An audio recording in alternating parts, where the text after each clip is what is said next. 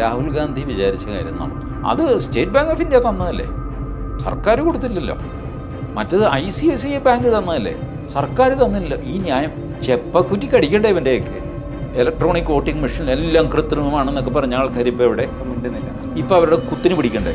ഇത്തരം കല്ല് വെച്ചത് നമ്മൾ. കാരണം ഇന്ത്യൻ ആർമിയുടെ വിശ്വാസ്യത തകർത്ത് കളയുക.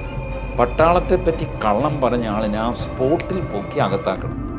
Show us the evidence of your nonsense. നിങ്ങൾക്കിങ്ങനെ ലോക്സഭയിലും പുറത്തും എല്ലാം നുണ പറഞ്ഞുകൊണ്ട് നടക്കാൻ പറ്റില്ല ഇന്ത്യൻ പട്ടാളത്തെ പറ്റി. ഫേസ്ബുക്ക്, ട്വിറ്റർ ഇവരോടൊക്കെ പറയാം, നിങ്ങൾ വ്യാജപ്രചരണം നടത്തി കഴിഞ്ഞാൽ നിങ്ങളുടെ കമ്പനി ഞാൻ അടച്ചു പൂട്ടും ഇന്ത്യയിൽ. ഇതൊന്നുമില്ലാത്ത ഇന്ത്യ എനിക്ക് ഓടിക്കാനറിയാം, അല്ലെങ്കിൽ എനിക്ക് എൻ്റെ ഫേസ്ബുക്ക് ഉണ്ടാക്കാൻ അറിയാം, എനിക്ക് എൻ്റെ ട്വിറ്റർ, എൻ്റെ യൂട്യൂബ് ഉണ്ടാക്കാൻ അറിയാം. സകല നാഷണലിസ്റ്റുകളുടെയും റീച്ച് കുറവാണ്, കുറച്ച് വെച്ചിരിക്കുക. 2K, 3K, 5K. പട്ടാളത്തിൻ്റെ കാര്യത്തിൽ ഒരു വിട്ടുവീഴ്ചയും ചെയ്തുകൂടാ. ഇതിനു മുമ്പ് ഈ സർജിക്കൽ സ്ട്രൈക്ക് നടത്തിയപ്പോൾ അതിന് തെളിവ് ചോദിച്ചതാണ് കോൺഗ്രസ്സുകാർ. TG, അഗ്നിവീർ പദ്ധതി പ്രകാരം സേവനമനുഷ്ഠിക്കുന്ന സൈനികർക്ക് നഷ്ടപരിഹാരമൊന്നും ലഭിക്കുന്നില്ല എന്നുള്ള ആരോപണമായിരുന്നു രാഹുൽ ഗാന്ധി ഉന്നയിച്ചത്. സൈനികരുടെ ബന്ധുക്കൾ തന്നെ രംഗത്ത് വന്നു, അതുകൂടാതെ ആർമിയുടെ ഒരു ഇത് വന്നിരുന്നു. അപ്പോൾ അതിനെ എങ്ങനെയാണ് കാണുന്നത് ഈ അഗ്നിവീർ എന്നുള്ള? രാഹുൽ ഗാന്ധി വിചാരിച്ച കാര്യം നടന്നു. ഈ സംഭവിക്കുന്നത്, ഞാനൊരു ചെറിയ കമ്പനി നടത്തുന്നു, ആകെ ഒരു 3 ജോലിക്കാരേ ഉള്ളൂ. ഈ 3 ജോലിക്കാരെയും ഞാൻ ഇൻഷുർ ചെയ്തിരിക്കുന്നു, എന്തെങ്കിലും അപകടം സംഭവിക്കാൻ. അതിൻ്റെ പ്രീമിയവും ഞാൻ അടയ്ക്കുന്നു. ഇതിനിടയ്ക്ക് ഒരു അപകടം സംഭവിച്ച് ഒരാൾ മരിക്കുന്നു. മരിച്ച ആളിന് ഇൻഷുറൻസ് തുക കിട്ടുന്നു. അയാളുടെ ഭാര്യയോടോ അച്ഛനോടോ ചോദിക്കുന്നു, മോഹൻദാസ് നിങ്ങൾക്ക് എന്തെങ്കിലും കാശ് തന്നോ? ഇല്ല, മോഹൻദാസൊന്നും തന്നില്ല. കൊടുത്തിട്ടില്ലല്ലോ, ഞാൻ കൊടുത്തിട്ടില്ല. കൊടുത്തിരിക്കുന്നത് ഇൻഷുറൻസ് കമ്പനിയാണ്. നെക്സ്റ്റ് ഡേ ഞാൻ കൊടുക്കുന്നു എന്ന് പറഞ്ഞു കഴിഞ്ഞാൽ ഇയാളുടെ പ്രൊവിഡൻറ്റ് ഫണ്ടിൽ നിന്ന് ഇയാൾക്ക് പൈസ വരുന്നു. ആ പ്രൊവിഡൻറ്റ് ഫണ്ട് അടച്ചിരിക്കുന്നത് ഞാനാണ്. പ്രൊവിഡൻറ്റ് ഫണ്ടിൽ നിന്ന് ഇയാൾക്ക് പൈസ വരുന്നു. മോഹൻദാസ് കാശ് വല്ലതും തന്നോ? പ്രൊവിഡൻറ്റ് ഫണ്ട് വന്നു. അത് പ്രൊവിഡൻറ്റ് ഫണ്ട് തന്നതല്ലേ, മോഹൻദാസ് എന്തെങ്കിലും തന്നോ? ഇല്ല, മോഹൻദാസൊന്നും തന്നില്ല. അപ്പോൾ മോഹൻദാസൊന്നും തന്നില്ല അല്ലേ? ഇല്ല, മോഹൻദാസ് തന്നില്ല. ഈ അവസാനത്തെ ചോദ്യോത്തരമുണ്ടല്ലോ, മോഹൻദാസൊന്നും തന്നില്ല അല്ലേ? ഇല്ല, മോഹൻദാസ് തന്നില്ല. ഇതങ്ങോട്ട് കട്ട് ചെയ്തിട്ടൊരു റീലാക്കി പ്രചരിപ്പിക്കുക. എൻ്റെ ലൊക്കാലിറ്റിയിൽ, ഞാൻ താമസിക്കുന്ന ലൊക്കാലിറ്റിയിൽ, നാട്ടുകാരെല്ലാവരും ഒന്നും കാണില്ല, ആ ലൊക്കാലിറ്റിയിൽ ഞാൻ ചീത്തയായി. കാരണം മറ്റേ ആളാണ് പറയുന്നത്, മരിച്ചയാളുടെ അച്ഛനാണ് പറയുന്നത് മോഹൻദാസൊന്നും തന്നില്ല. പിന്നെ അന്വേഷിച്ച് പിടിച്ച്, അപ്പം 2 ദിവസം കൊണ്ട് ആ ലൊക്കാലിറ്റിയിൽ ഇത് തീ പിടിച്ചു. ഞാനൊരു ദുഷ്ടനായി മാറി, തല്ലിപ്പൊളിയായിട്ട് മാറി. അത് കഴിഞ്ഞിട്ട് ഇതിൽ താല്പര്യമുള്ള ആരെങ്കിലും പോയി ഇത് അന്വേഷിച്ച് കഴിയുമ്പോഴാണ് ഇതിങ്ങനെയാണെന്ന് അറിയുന്നത്. മോഹൻദാസ് മുൻകൂട്ടി ഇവരെ ഇൻഷുർ ചെയ്തിരുന്നെന്നും അപകടം വന്നു കഴിഞ്ഞാൽ പൈസ കൊടുക്കേണ്ടി വരുമെന്നും അതിൻ്റെ പ്രീമിയം ഞാൻ അടച്ചുകൊണ്ടിരുന്നതാണെന്നും ഒക്കെ പിന്നീട് ആരെങ്കിലും അറിയും. അത് താല്പര്യമുള്ള ആരെങ്കിലും, എന്നോട് സ്നേഹമുള്ള ആരെങ്കിലും 2-3 പേര് അന്വേഷിച്ച് കണ്ടുപിടിക്കും. ബാക്കിയുള്ളവരൊക്കെയോ ഈ ഇംപ്രഷൻ ഞാനൊരു ദുഷ്ടനാണെന്നുള്ള ഇംപ്രഷൻ നിൽക്കും. ഇതാണ് ഞാൻ പറഞ്ഞത്, രാഹുൽ ഗാന്ധി വിചാരിച്ച കാര്യം ചെയ്തു. ഇതിന് ഒരു പരിഹാരം ഗവൺമെൻറ് ഓഫ് ഇന്ത്യയുടെ കയ്യിലുണ്ടാവണം. പഴയ നിയമങ്ങളും വെച്ച് ഇപ്പോൾ പുതിയ ഭാരതീയ ന്യായ സംഹിത, IT ആക്ട് ഇതെല്ലാം ഉണ്ട്. ഇത് വെച്ചിട്ട് ഇത്തരം കല്ല് വെച്ച് നമ്മൾ, കാരണം ഇന്ത്യൻ ആർമിയുടെ വിശ്വാസ്യത തകർത്ത് കളയുക. 2 ട്രെയിൻ ആക്സിഡൻറ്റ് ഉണ്ടായിക്കഴിഞ്ഞാൽ ട്രെയിനിൽ ഇപ്പോൾ കയറാൻ പേടിയാണ്, വിശ്വസിക്കാൻ പറ്റില്ല എന്നൊക്കെ പറഞ്ഞ് പ്രചാരം ചെയ്യുക. മൂന്നാമതൊരു പ്രചരണം കേട്ടോ, ഹൈവേയുടെ ആവശ്യമില്ല. ഹൈവേയിൽ കൂടെ സഞ്ചരിക്കുന്ന 8% ജനങ്ങളെ ഇന്ത്യയിലുള്ളൂ. 92% പേരുടെ ചോരയൂറ്റി 8% പേർ ഹൈവേയിൽ സഞ്ചരിച്ചു. ഈ ഒരു നരേറ്റീവ് അങ്ങ് ക്രിയേറ്റ് ചെയ്യുകയാണ്. എല്ലാവരും ശരിയാണല്ലോ, 92% പേരുടെ ചോരയൂറ്റി പിഴിഞ്ഞ് 8% പേര് യാത്ര ചെയ്യുന്നു. ഈ ഹൈവേയിലൂടെയാണ് മറ്റുള്ളവരും യാത്ര ചെയ്യുന്നത്. 8% മാത്രമൊന്നുമല്ല, പെട്രോൾ വരുന്നത്, ഡീസൽ വരുന്നത്, പച്ചക്കറി വരുന്നത്, ഭക്ഷണം വരുന്നത് എല്ലാം ഈ ഹൈവേ വഴിയല്ലേ. പട്ടാളം വരുന്നത് ഹൈവേ ആണ്. പട്ടാളം വരാതിരിക്കാനാണ് ഹൈവേ വേണ്ട എന്നുള്ള ഈ പ്രചരണം നടക്കുന്നത്. ഇത് ഇനി എന്നാണ് ഈ സർക്കാർ മനസ്സിലാക്കാൻ പോകുന്നത് എനിക്കറിയില്ല. പട്ടാളത്തെപ്പറ്റി കള്ളം പറഞ്ഞ ആളിനെ ആ സ്പോട്ടിൽ പൊക്കി അകത്താക്കണം. Show us the evidence of your nonsense. നിങ്ങൾക്കിങ്ങനെ ലോക്സഭയിലും പുറത്തും എല്ലാം നുണ പറഞ്ഞുകൊണ്ട് നടക്കാൻ പറ്റില്ല ഇന്ത്യൻ പട്ടാളത്തെ പറ്റി. എന്തൊരു കഷ്ടമാണ് ഇന്ത്യൻ പട്ടാളത്തിൻ്റെ ക്രെഡിബിലിറ്റി. പട്ടാളക്കാരൻ മരിച്ചു കഴിഞ്ഞാൽ പട്ടാളം സഹായിക്കാനുണ്ടാവില്ല എന്ന് പറഞ്ഞൊരു ഇമ്പ്രഷൻ ക്രിയേറ്റ് ചെയ്യുക. പട്ടാളം ഒന്നും കൊടുത്തില്ല, പട്ടാളം നോട്ടടിക്കുന്നില്ല. ഇന്ത്യൻ ആർമി എന്ന് പറഞ്ഞാൽ അടിച്ച നോട്ടുണ്ട്. അങ്ങനെ പ്രത്യേകിച്ച് നോട്ടിൽ ബാങ്കിൽ നിന്നല്ലേ എല്ലാവരും, every payment is through bank. ഇവരാദ്യം പറഞ്ഞതെന്താ, ഒരു കാശും കൊടുത്തില്ല. പിന്നെ ചോദിച്ചപ്പോൾ പറയുന്നത് അത് SBI കൊടുത്തതല്ലേ. ആണല്ലോ, നമ്മുടെ ഇൻഷുറൻസ് തുക ഏതെങ്കിലും ബാങ്കിൽ നിന്നല്ലേ തരുന്നത്, അല്ലാതെ LIC ഡയറക്റ്റ് അല്ലല്ലോ തരുന്നത്, ത്രൂ സം ബാങ്ക്. LICക്ക് കറൻസി അടിക്കലുണ്ടോ? ഇല്ല. പ്രൊവിഡൻറ്റ് ഫണ്ടുകാർ അവർ കറൻസി അടിക്കലാണോ? അപ്പോൾ അവർ ICICIയുടെ ചെക്ക് തരും, LIC സ്റ്റേറ്റ് ബാങ്ക് ഓഫ് ഇന്ത്യയുടെ ചെക്ക് തരും. എന്നിട്ട് നിങ്ങൾ വാദിക്കുകയാണ് അത് സ്റ്റേറ്റ് ബാങ്ക് ഓഫ് ഇന്ത്യ തന്നതല്ലേ, സർക്കാർ കൊടുത്തില്ലല്ലോ. മറ്റത് ICICI ബാങ്ക് തന്നതല്ലേ, സർക്കാർ തന്നില്ലല്ലോ. ഈ ന്യായം ചെപ്പക്കുറ്റി കടിക്കണ്ടേ ഇവൻ്റെയൊക്കെ. ബട്ട് അവനത് പരസ്യം ചെയ്ത് അതിൻ്റെ ഫലം വന്നു കഴിഞ്ഞു. അതിനെ പക്ഷേ പാടിപ്പുകഴ്ത്താണ് നമ്മുടെ മാധ്യമങ്ങളും അതിനെ പാടിപ്പുകഴ്ത്തുന്നു. ഇതിനൊന്നും നടപടി എടുക്കാൻ മോദി സർക്കാർ തയ്യാറുമില്ല. ഞാനതുകൊണ്ട് അത്ഭുതപ്പെട്ടത്, കഴിഞ്ഞ ദിവസം മോദി സർക്കാരിനെ എല്ലാവരും കൈയടിച്ചു. ഇക്കോസിസ്റ്റം തകർത്ത് കളയുമെന്ന് വാണിംഗ് കൊടുത്തു. ആപ്കാ ജോ ഇക്കോസിസ്റ്റം ഹേ ഉസ്കോ കറാറാ ജവാബ് മിലേഗാ. അരെ കഹാ മിലേഗാ ഭായി, കബ് ദേംഗെ ആപ് ജവാബ്? ഈ ആർക്കും എന്ത് കള്ളവും പ്രചരിപ്പിക്കാം എന്നുള്ള സ്ഥിതി, ആർക്കും നരേന്ദ്രമോദിയെ എന്ത് ചീത്തയും പറയാം എന്നുള്ള സ്ഥിതി. ഇത് പലതും അദ്ദേഹം തന്നെ ഉണ്ടാക്കി വെച്ചാണ്. എനിക്ക് ചീത്ത വിളിച്ചാൽ എനിക്ക് പേടിയില്ല, ശരി, പേഴ്സണൽ ചീത്ത വിളിക്കുന്നു, അത് പോട്ടെ. ബട്ട് ഇൻസ്റ്റിറ്റ്യൂഷൻസിൻ്റെ ക്രെഡിബിലിറ്റി കളയുന്ന ഏർപ്പാടിന് അത് അങ്ങനെയുള്ളവരെ പിടിച്ചകത്തിടുക തന്നെ വേണം. ഇപ്പോൾ ഇലക്ട്രോണിക് വോട്ടിംഗ് മെഷീൻ എല്ലാം കൃത്രിമമാണെന്നൊക്കെ പറഞ്ഞ ആൾക്കാർ ഇപ്പോൾ എവിടെ? മിണ്ടുന്നില്ല. ഇപ്പോൾ അവരുടെ കുത്തിന് പിടിക്കണ്ടേ? എവിടെയാ നീ പറഞ്ഞ എന്താ ഇപ്പം നീ മിണ്ടാത്തത് എന്താ? ഒന്നുകിൽ നീ ഇതുവരെ പറഞ്ഞത് നുണയാണെന്ന് സമ്മതിക്കണം, അല്ലെങ്കിൽ ആ നുണ നീ വീണ്ടും പറയണം. രണ്ടിലൊന്ന് ചെയ്തിട്ട് നിന്നെ വിടുന്നുള്ളൂ. അതിനുള്ള നിയമം ഇല്ലെങ്കിൽ അത് ഉണ്ടാക്കുക. ലുക്കറ്റ് പിണറായി വിജയൻ, ഒരുത്തൻ വെള്ളമടിച്ച് ഗൾഫിൽ ഇരുന്നുകൊണ്ട് ചീത്ത പറഞ്ഞു.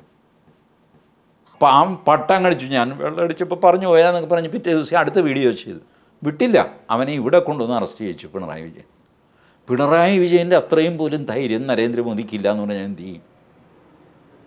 പക്ഷേ ഇവരോട് ഫേസ്ബുക്ക്, ട്വിറ്റർ, ഇവരോടൊക്കെ പറയാം, നിങ്ങൾ വ്യാജപ്രചരണം നടത്തി കഴിഞ്ഞാൽ നിങ്ങളുടെ കമ്പനി ഞാൻ അടച്ചു പൂട്ടും ഇന്ത്യയിൽ. ഇതൊന്നുമില്ലാത്ത ഇന്ത്യ എനിക്ക് ഓടിക്കാനറിയാം, അല്ലെങ്കിൽ എനിക്ക് എൻ്റെ ഫേസ്ബുക്ക് ഉണ്ടാക്കാനറിയാം, എനിക്ക് എൻ്റെ ട്വിറ്റർ, എൻ്റെ യൂട്യൂബ് ഉണ്ടാക്കാനറിയാം. 140 കോടി ജനമുണ്ട്. നിങ്ങൾ സ്വന്തമായിട്ടൊരു യൂട്യൂബ് ഉണ്ടാക്കി നിങ്ങൾ പ്രവർത്തിക്കുന്ന നമുക്ക് അങ്ങോട്ടും ഇങ്ങോട്ടും കാണുകയും പിടിക്കുകയൊക്കെ ചെയ്യാം. എന്തിനാ ഈ സാഹിബിൻ്റെ യൂട്യൂബ്? ഇതിൻ്റെ ആവശ്യമില്ല.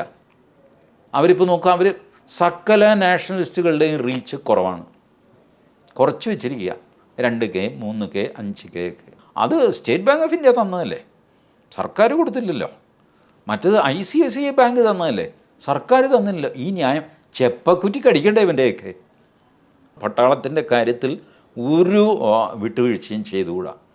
ഇതിനു മുമ്പ് ഈ സർജിക്കൽ സ്ട്രൈക്ക് നടത്തിയപ്പോൾ അതിന് തെളിവ് ചോദിച്ചാണ് കോൺഗ്രസ്സുകാർ.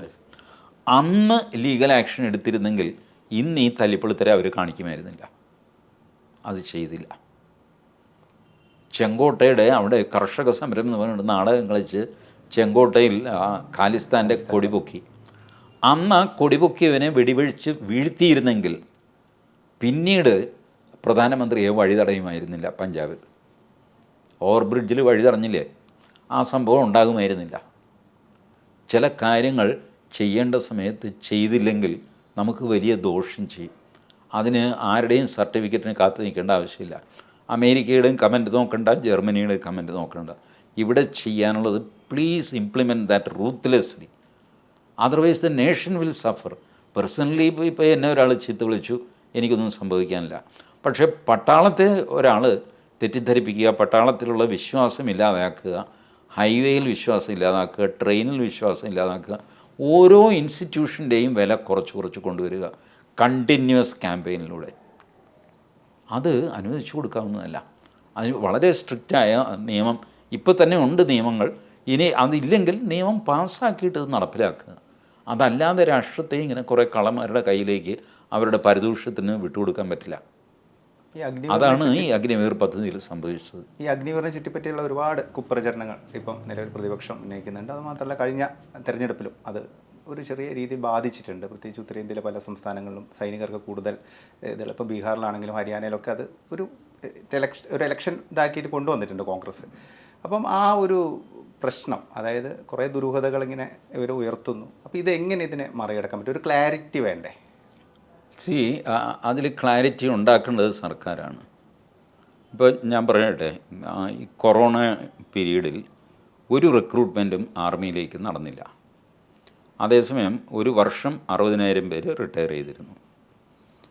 60 × 3 1,80,000 പേർ റിട്ടയർ ചെയ്തു കൊറോണ പീരീഡിൽ. ഒരാളെ പോലും എടുത്തില്ല.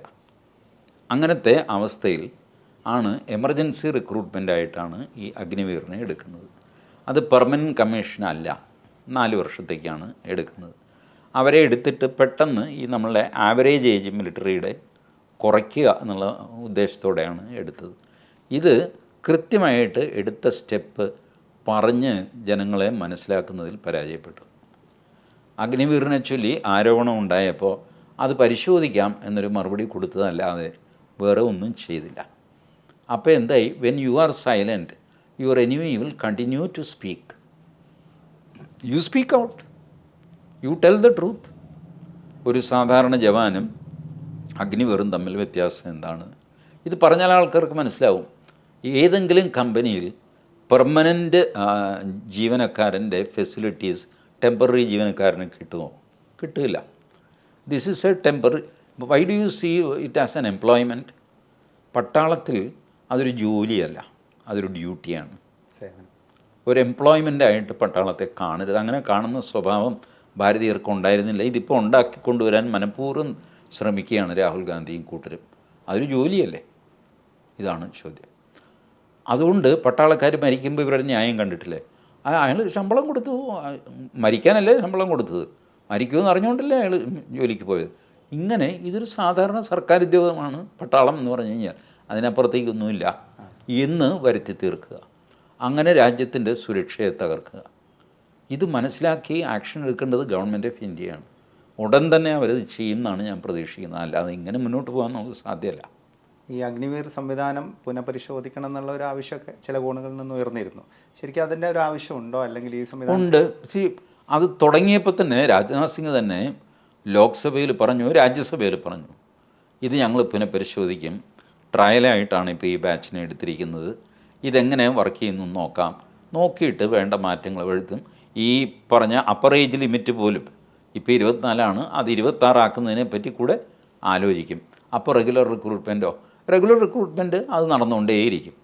ഇത് അതിനെ ബാധിക്കാൻ പോകുന്നില്ല എന്ന്. പക്ഷേ ഇതൊന്നും ജനങ്ങളിൽ കാര്യമായിട്ട് എത്തിയില്ല. എത്തിക്കേണ്ടത് സോഷ്യൽ മീഡിയ വഴിക്കും ടി വി വഴിക്കുമാണ്. അത് എത്തിയില്ല. അപ്പോൾ ജനങ്ങൾക്ക് കൃത്യമായിട്ടൊന്നും അറിയില്ല. എനിക്ക് ഭ്രാന്തായതുകൊണ്ട് ഞാൻ ഈ ലോക്സഭ ടി വി കണ്ടുകൊണ്ടിരുന്നതുകൊണ്ട് ഈ ഉത്തരം എനിക്ക് മനസ്സിലായി. ഇതെത്ര പേർക്കറിയാം? ഇതൊക്കെ അന്നേ പറഞ്ഞിരുന്നതാണ് എന്നുള്ളത് ഞാൻ മനസ്സിലാക്കിയത് ലോക്സഭ ടി വി കാണുന്നതുകൊണ്ടാണ്. ആളുകൾക്ക് ലോക്സഭ ടി വി നോക്കിക്കൊണ്ടിരിക്കാൻ നേരമുണ്ടോ? നിങ്ങൾക്കിത് കഷ്ടമായിട്ട് റീലായിട്ട് യൂട്യൂബിലും ഫേസ്ബുക്കിലൊക്കെ കിട്ടുമ്പോഴാണ് ഇൻഫർമേഷൻ നിങ്ങളുടെ കയ്യിലെത്തുന്നത്. People don't do that. ഞാൻ പറയട്ടെ, വിദേശകാര്യമന്ത്രി ജയശങ്കറിൻ്റെ ഫേസ്ബുക്ക് റീൽസ് ഒരുപാടുണ്ട്. വേറെ ഏതെങ്കിലും മന്ത്രിയുടെ ഉണ്ടോ? ഞാൻ കണ്ടിട്ടില്ല. So you have to keep people informed always what you are doing. അതൊരു പ്രധാനപ്പെട്ട ജോലിയാണ് ഈ കമ്മ്യൂണിക്കേഷൻ യുഗത്തിൽ. ഇപ്പോൾ എല്ലാം ഇൻഫർമേഷൻ വാർഫെയറാണ് നടന്നുകൊണ്ടിരിക്കുന്നത്. പട്ടാളക്കാരുടെ എണ്ണം നോക്കിയല്ല. ഞാനിപ്പോൾ പറഞ്ഞില്ലേ, 1,80,000 പേര് 3 വർഷം കൊണ്ട് റിട്ടയർ ചെയ്തു. അതുകൊണ്ട് 180 തന്നെ നമ്മൾ റിക്രൂട്ട് ചെയ്യണമെന്നൊന്നുമില്ല. നമ്മളുടെ ആവശ്യം എത്രയാണെന്ന് ഇപ്പോൾ നോക്കുക. ഒരുപാട് മെക്കനൈസേഷൻ ഇതൊക്കെ വന്നു കഴിഞ്ഞു. അത് വെച്ചിട്ട് പട്ടാളം തീരുമാനിക്കും ഞങ്ങൾക്ക് ഇത്ര ആളുകൂടെ വേണം എന്ന് പറഞ്ഞാൽ അത് റിക്രൂട്ട് ചെയ്യാം. പക്ഷേ ഇതൊക്കെ പറഞ്ഞ് മനസ്സിലാക്കുന്ന ആ കമ്മ്യൂണിക്കേഷൻ വലിയൊരു ഗ്യാപ്പ് വന്നിരിക്കുന്നു. ആ ഗ്യാപ്പ് ഉടൻ തന്നെ ക്ലോസ് ചെയ്തില്ലെങ്കിൽ നമ്മൾ വലിയ അപകടത്തിലേക്കാണ് പോകുന്നത്. ഭൂരിപക്ഷമുണ്ട്, ഭരണം കിട്ടി എന്നൊക്കെ പറഞ്ഞുകൊണ്ടായില്ല. Power is to be exercised. അപ്പോഴേ അത് ജനങ്ങൾക്ക് ഫീൽ ചെയ്യുള്ളൂ. അധികാരം കൊണ്ടൊരു കിതാബിൽ എഴുതി വെച്ചിട്ടുണ്ട് എന്ന് പറഞ്ഞിട്ട് കാര്യമുണ്ടോ? You have to be act on ground, consider ground realities, അതിനുള്ള മറുമരുന്ന് കണ്ടുപിടിക്കുക, മിസ്ചീഫ് മേക്കേഴ്സിനെ പിടിച്ച് അകത്തിടുക. ആരെന്ത് മനുഷ്യാവകാശം എന്നൊക്കെ പറഞ്ഞ് നിലവിളിച്ചാലും മൈൻഡ് ചെയ്യാൻ പോകരുത്. അതല്ലെങ്കിൽ വലിയ വലിയ ദോഷം ചെയ്യും. ഒരു ഹാർഡ് സ്റ്റാൻഡ് ഉടൻ ഉണ്ടാവുമെന്ന് പ്രതീക്ഷിക്കുന്നുണ്ടോ? എന്താ തോന്നുന്നത്? അതായത് ഈ രീതിയിലുള്ള ഒരു ഇപ്പം തെറ്റുകാരന പരത്തുന്ന രീതിയിലാണല്ലോ ഇപ്പം കാര്യങ്ങൾ ഈ തെരഞ്ഞെടുപ്പിൻ്റെ ഫലം ഇങ്ങനെ ഹാർഷ് ആക്ഷൻ എടുക്കാത്തതിൻ്റെ ആണ് എന്ന് ഗവൺമെൻറ് മനസ്സിലാക്കി കാണുമെന്ന് ഞാൻ പ്രതീക്ഷിക്കുന്നു. അങ്ങനെ മനസ്സിലാക്കിയിട്ടുണ്ടെങ്കിൽ ഹാർഷ് ആക്ഷൻ ഉണ്ടാകും, അല്ലെങ്കിൽ നമ്മൾ വീണ്ടും അപകടത്തിൽ പോകും.